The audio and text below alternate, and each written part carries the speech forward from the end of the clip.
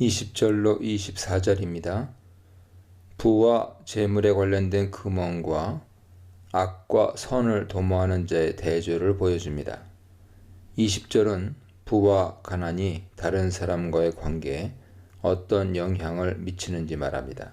가난한 자의 궁핍과 고통은 물질에서만 나타나지 않고 이웃의 관심의 부재와 인색한 마음에서 비롯된 미움에서도 나타납니다. 그러나 부유한 자는 재물이 풍부하므로 그의 주변에 친구가 많습니다. 20절이 부와 가난으로 인해 타인에게 어떤 응대를 받는지에 대해 말한다면 21절은 가난한 자를 대하는 태도를 대조하여 이웃을 업신여기는 죄를 짓지 말고 가난한 자들에게 은혜를 베풀어 행복을 맛보라고 권합니다. 22절의 금언은 악을 계획하는 자와 선을 계획하는 자를 대조합니다. 여기서 도모하다는 밭을 갈다, 일구다의 뜻으로서 선악을 계획하는 것을 선악을 심고 거두는 일로 비유하고 있습니다. 악한 음모를 갈고 있는 자는 제대로 좋은 것을 수확할 수 없습니다. 그러나 선을 일구는 자는 인자와 진리를 얻습니다. 인자와 진리는 하나님의 성품을 가리키는데 자주 사용되었으므로 선을 추구하는 자들이 하나님의 지지와 관심과 보호를 받는다는 의미가 내포되었다고 볼 수 있습니다. 23, 24절은 20, 21절과 마찬가지로 부와 재물에 관련된 금언입니다. 23절은 일이나 노력은 하지 않고 말만 앞세운다면 가난을 벗어날 길이 없음을 교훈합니다.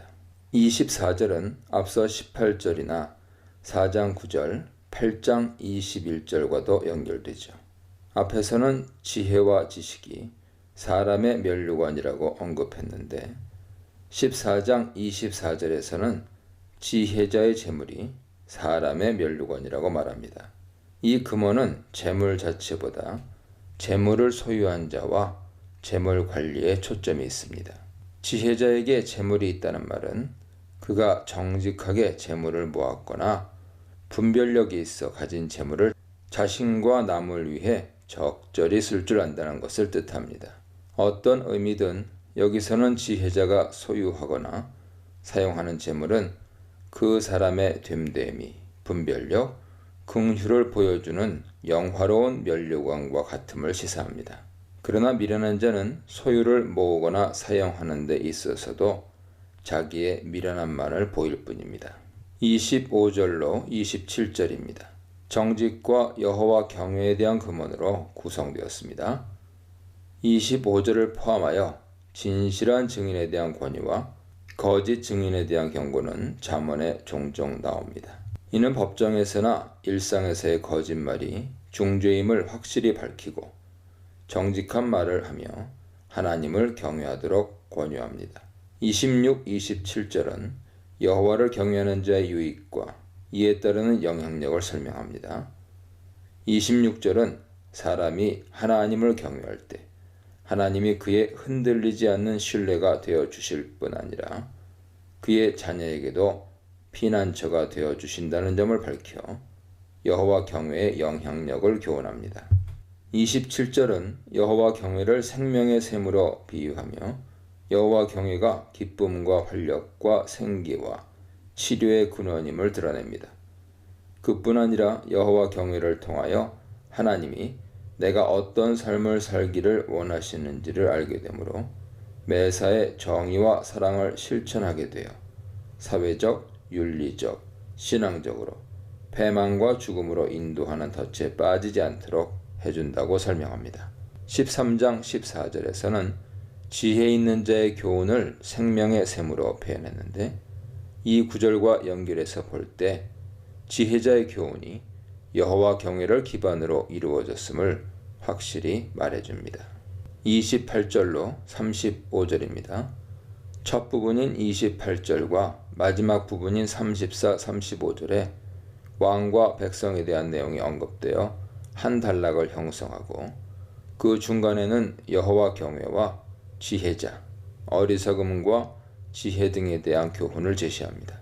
잠언 10장 이후로 14장 28절에서의 왕의 첫 등장은 26, 27절과 연결해 볼 때 여호와를 경외하고 신뢰하며 영적 도덕적으로 생명의 샘과 같은 역할을 해야 하는 모범으로 제시된 것입니다.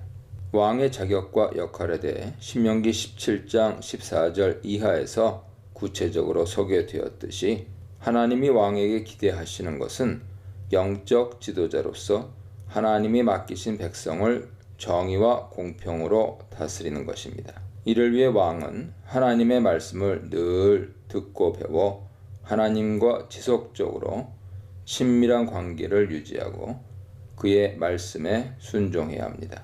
28절에 의하면 왕의 영광을 보여주는 것은 군사력이나 다른 나라와의 정치적 유대 관계나 자신의 부귀와 명성이 아니라 그를 지도자로 존중하며 지지하는 백성이 많고 적음에 있습니다.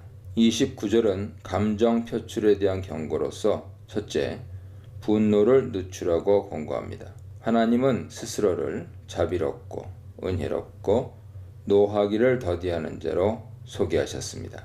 출애굽기 24장 6절 보세요. 하나님도 인간의 무지와 실수와 죄에 대해 긍휼한 마음으로 참으심을 기억하여 내 안에 솟구치는 분노의 불길을 꺼야 합니다. 하나님의 성품을 담는 것이야말로 지혜자와 의인이 되는 지름길이죠.